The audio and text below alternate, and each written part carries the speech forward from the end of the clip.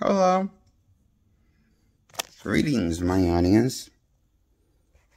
I'm Jake Allen Graham. I'm reviewing the Dark Knight Trilogy from 2005 to 2012, starring Christian Bale as Batman.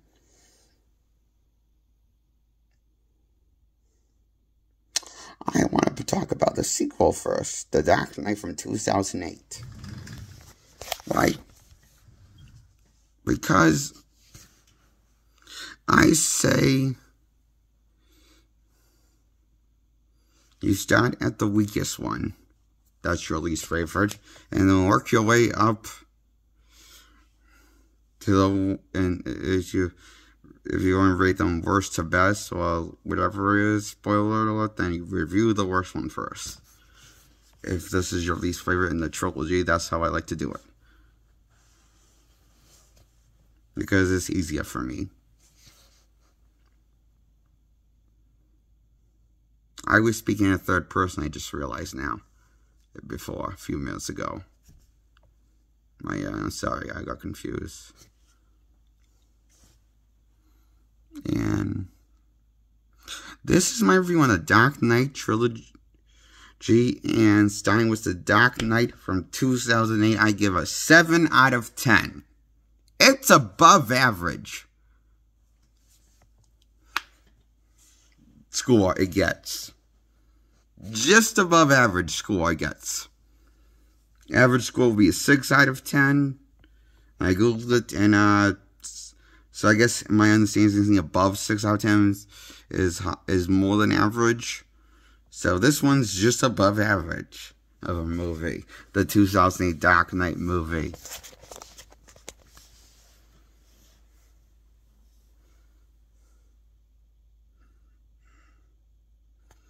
And that's my final verdict, so, on the score.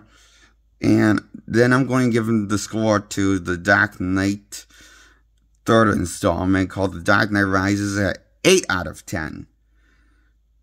Because this dumb, fun ride, action-packed adventure, blockbuster, popcorn ride of a thrill ride for a Batman fan.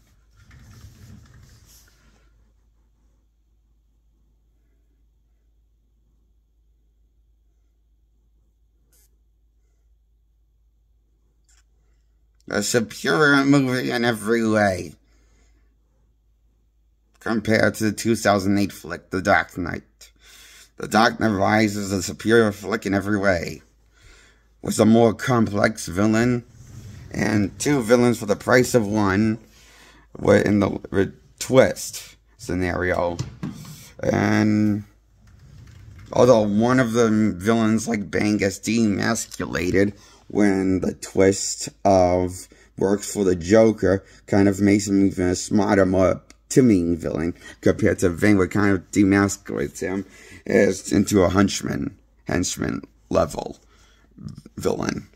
Because a Talia al Ghul is Talia al Ghul's bodyguard, who Bruce in The Dark Knight Rises fucked and slept and go do to his night duty was as Batman, to get captured by Bane, lured into a trap, betrayed by Catwoman, who is not going by Catwoman, but Cat Burglar, she's called.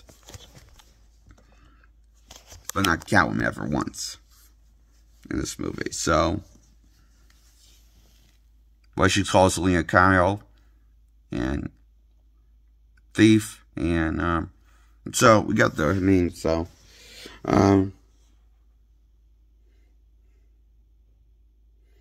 Alfred becomes the useless fuck of a butler he is, and leaves Bruce in this movie because he's useless and irrelevant to the plot of this Batman movie.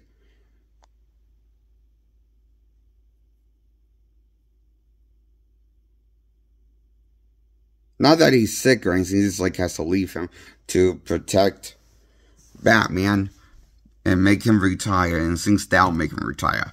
It doesn't, it just makes him encourage him to be Batman a little more. And because Alfred's Pennyworth is a retarded fool or idiot, as we can call it. This version of Alfred by the third installment becomes a total moron. Just like Batman was going bankrupt through Wayne Enterprises and getting kicked off the board and replaced by Talia al Ghul because Bruce Wayne decided to leave her in charge. Nothing would backfire, or thinking that she was the villain, or thinking that she was related to race or the Bane or anyone. He didn't see that coming. He didn't do it expecting or stuff. And he exposed her to the most dangerous, unstable weapon that can turn into an atom bomb. Unstable one that can go on a mad days. And instead of making clean energy, it'll just become a bomb. And destroy Gotham. Blow Gotham. That's the plan from Natalia. But we think it's Bane's plan until we realize that she's been telling Bane what to do and working for Bane the whole time as his Talia's henchman. But we got cool practical stunts and action that top-notch quality keeps you on the edge of your seat, so don't try questioning the logical plot holes in this movie that demasculates the beloved character of Bane and Alfred Pennyworth and Bruce Wayne and the legacy of Batman and everything. Both personas, Batman and Bruce Wayne personas, kind of demasculates both personas, you know? That's why I give it 8 out of 10. It's as good as the Transformers Revenge of the Fallens sequel with Shia LaBeouf. The first sequel with Shia LaBeouf.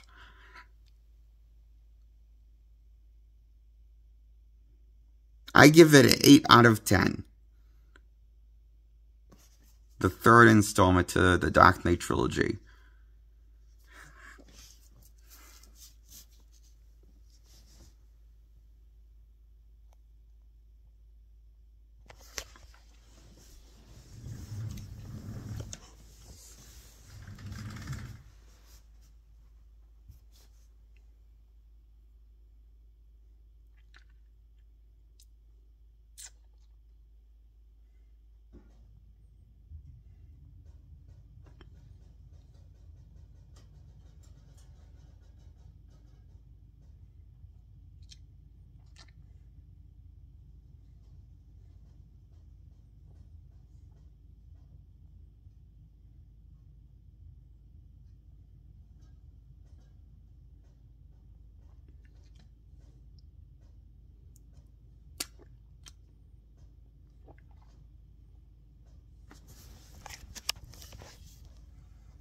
Okay, that's my review on this last 2 installments to the Dark Knight trilogy.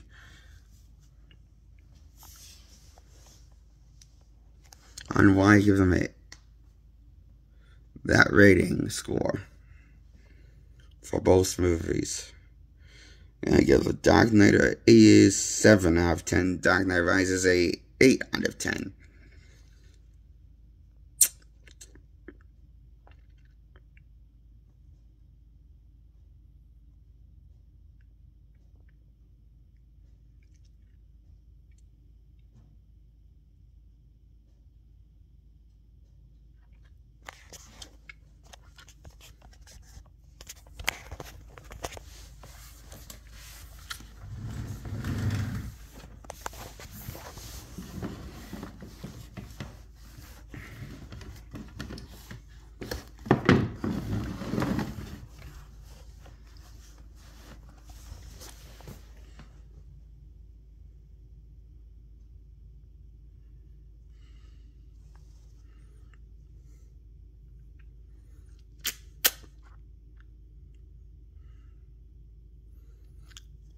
And now I'm reviewing and going to talk about Batman Begins, the first installment of the Dark Knight Trilogy from 2005 flick.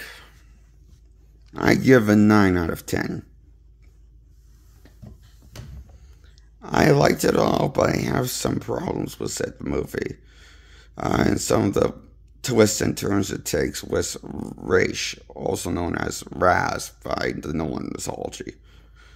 And Raz Al Ghul is the main protagonist, and the whole time you're thinking it's Scarecrow, but it turns out he's just another henchman in the pond, and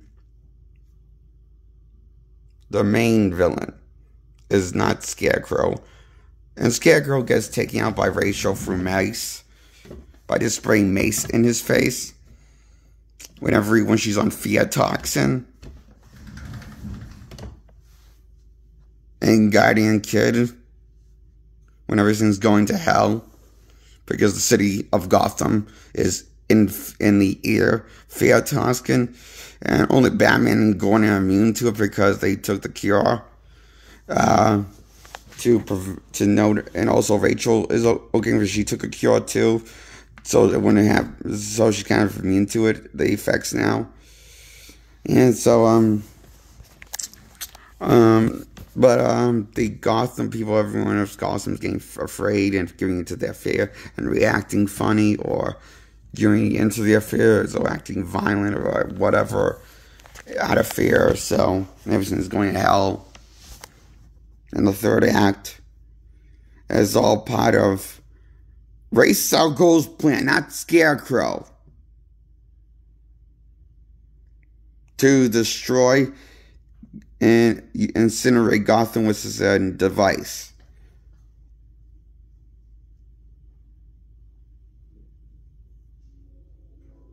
To destroy Gotham with his device that's attached to this train, and that's on this moving train, and this is like this whole device gets this device that's supposed to destroy kill everyone in Gotham. Basically, Batman works with Gordon, and helps, and Gordon helps him, controls the Batmobile. He's doing a cool thing with Gordon controlling the Batmobile and blowing up a bridge and saving lives.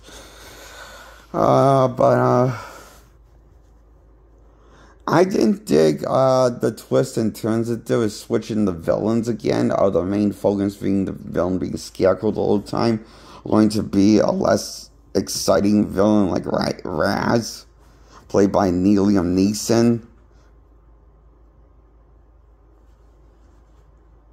That plays the true version of Raz, the real Raz. So in this time, in Nolan mythology, the Raz is a regular person who multiple dudes play him. So to keep his identity a secret. So when Bale's Batman thinks he killed Raz early in the flick, so when he revealed that Raz is at this party, his birthday party, he's a little stunned. And he's more confused when he realizes that Liam Neeson is the real guy named Raz al Ghul. And then things are getting put together. He was behind the parents' murder. He put the hit on the parents. Joe Chill pointed out he started the hit on the parents. The whole thing was his doing. He made Batman, blah, blah, blah, it's revealed. And his monologuing, oh my God, it's like, kill me now, Shyamalan. Save me, Shyamalan. Save me from this nuthouse plot twist, Shyamalan. Because this villain's monologuing, and it's so boring. Listen to Liam Neeson monologue like an epic monologuer. And this generic villain monologuing and revealing the most dumbest plot twists of several plot twists. Liam Neeson's behind everything. What do you mean? The entire plot of the movie. Going back to Wayne's murderers. witnessing his parents' murder. He's even behind that. He's made Batman. Oh, what a M. Night Shyamalan ding dong quickie ding twist. Clever. Like Shyamalan levels clever. I haven't seen a clever twist since I found out the aliens are allergic to water in the Signs movie. And to them, water's like acid and dangerous and burns their skin. Who'd go figures? Don't question the logic behind that. Because saying that water's in the thin air and most of the world that we live on is covered in water. But they wanted to go invade a planet where most of the population is made out of water and atoms and blood that also has water in it. Isn't that funny? It makes you wonder, how did the aliens survive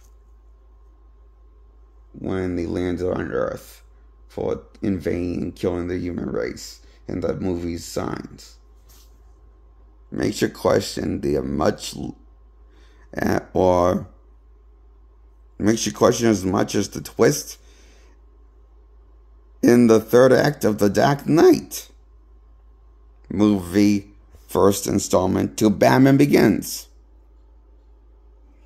Because before everything was peachy, but then when they bring in the twist, oh, it all goes down to shit. Hits the fan. By hitting your head and making you feel like a fool. Because the script went on full-on retard itself. Writing. It's stupid. Twist. Making the villain Scarecrow and then making it race the real villain. Why do I realize Nolan's a one-trick pony with villains? When it comes to comic book villains.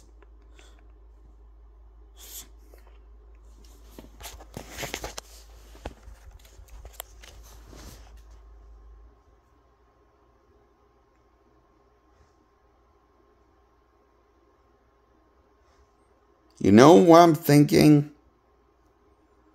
I'm thinking I'm too generous, giving this movie a 9 out of 10.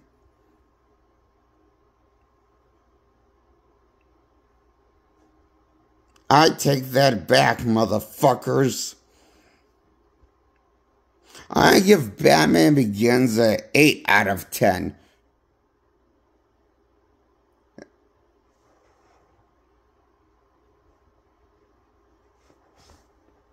I liked it for what it was, but stupid twist is stupid twist writing.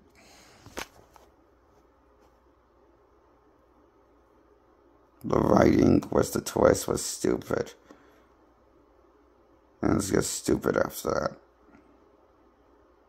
And killed my brain from thinking rationally. Because it just rotted my brain.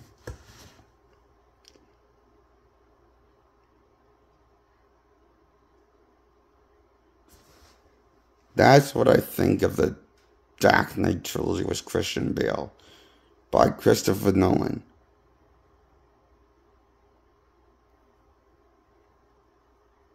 Good night, my audience. Subscribe, my audience. And to my channel, Jake Allen Graham, my audience. And I'm Jake Allen Graham. That's my name. And that's the name of my channel. Hope you enjoy this review of the Dark Knight Trilogy from 2005 to 2012. That's my review on the trilogy to Dark Knight.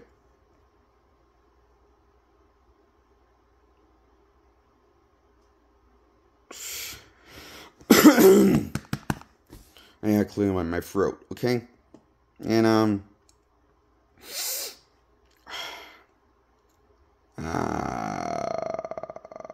and clearing my throat, okay? Yeah. That's better. So, that's my review. Hit the thumbs up to like this video. Hit the subscribe button to subscribe my audience to my channel, Jake Allen Graham.